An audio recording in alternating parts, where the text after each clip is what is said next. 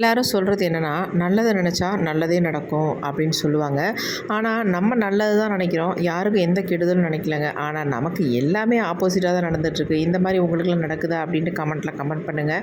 அப்புக்கு college திறந்துருச்சு. திறந்தாலும் அவன் காலேஜுக்கு வந்து 1 வீக் லீவ் போட்டான். அதனால் வீட்டில் இருக்கிறதுனால எனக்கு சின்ன சின்ன உதவிகளை செஞ்சு தரான். சரி, அதுவே ரொம்ப ஹாப்பியாக இருந்துச்சு. பரவாயில்ல, நம்ம பையன் இந்த அளவுக்காவது பண்ணி தரானே அப்படின்ட்டு.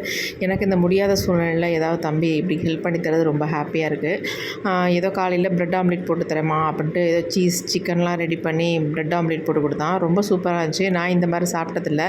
ஏன்னா இப்போ உள்ள குழந்தைங்க தான் இந்த மாதிரிலாம் சாப்பிட்றாங்க. நம்மலாம் எங்கே சாப்பிட்டோம்? இதெல்லாம் சாப்பிட்றதே இல்லைங்க. இதெல்லாம் பார்த்தாலே நமக்கு என்னன்னு தெரியாது. அந்த மாதிரி இருக்குது. சரி, நான் அதையும் சாப்பிட்டுட்டு சரி கொடுக்குறத கொடுறா அப்படின்னு நானும் வாங்கி சாப்பிட்டுக்கிட்டேன். சாப்பிட்டு குளிச்சுட்டு வந்துட்டேன். மதியத்துக்கு சமைக்கிறதாங்க நமக்கு பெரிய தலைவலியே. யோசனை பண்ணிகிட்டே இருந்தேன் என்ன பண்ணலாம் அப்படின்ட்டு. சரி, நம்ம கடைக்காரர் தான் இருக்காரு அப்படின்ட்டு கடைக்கு ஃபோன் அடித்தேன். சிக்கன் 1 கிலோ கொண்டு வந்து கொடுங்க அப்படின்ட்டு. சரி, 1 கிலோ சிக்கன் கொண்டு வந்து கொடுத்தாங்க. சரின்ட்டு அந்த சிக்கனை வந்து கிரேவி மாதிரி வச்சிடலாம். கூடவே ஊற்றி சாப்பிட்றதுக்கு கொஞ்சமாக வெங்காய சாம்பார் வச்சுட்டாங்க. நான் ஒரு பொடி ஒன்று அரைச்சி வச்சுருக்கேன், சாம்பார் பொடி. செம்ம வாசமாக கமகமான்னு இருக்குங்க. அது எப்போ போட்டாலும் நமக்கு வந்து சாம்பார் சாதம் சாப்பிட்டுட்டே இருக்கணும் போல இருக்குது. அந்தளவுக்கு சூப்பராக இருந்துச்சு.